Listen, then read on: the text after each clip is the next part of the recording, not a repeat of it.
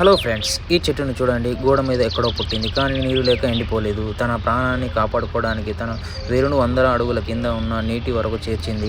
కష్టాలు ఎదురైనప్పుడు పొంగిపోకుండా మనుగడ కోసం పోరాడాలని ఈ చిన్న మొక్క మనకు నిరూపిస్తుంది. నిజంగానే life is find a way.